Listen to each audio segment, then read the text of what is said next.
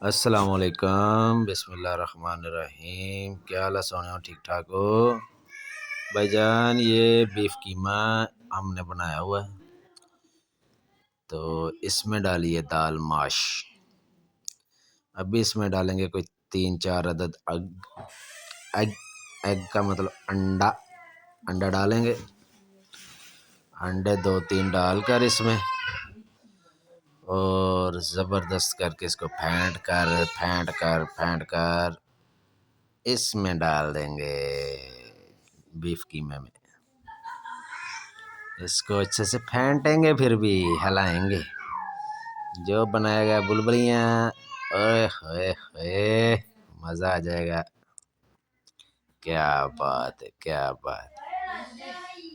Colour تو پھر colour ہی ہیں۔ کیا بات ہے! میں کہہ رہا ہوں آپ مغز بھول جائیں گے۔ ایسا بنا کے بھی کبھی کبھی کھایا کریں، بہت مزہ آئے گا۔ اس کو تھوڑا سا بھونیں تو پھر خمیری کے ساتھ کھائیں یا سادی کے ساتھ یا تلوں والے نان کے ساتھ، بڑا مزہ کرے گا بھائی۔ ساتھ میں رکھے کچا پیاز اور رائتا۔ کیا بات ہے! مزہ آ جائے گا۔ تو ٹیسٹ ایسا ہی آئے گا جیسے آپ مغز کھا رہے ہیں۔ مغز بیف کا بھی اتنا ٹیسٹ نہیں آئے گا، ماش کا بھی نہیں آئے گا، مغز کا ضرور آئے گا۔ اور کیا حال ہے؟ ٹھیک ٹھاک ہو آپ سب؟ دعا میں یاد رکھا کرے بھائی جان، مسلمان بھائیوں کا حق ہے ایک دوسرے بھائیوں کے لیے دعا کرنا۔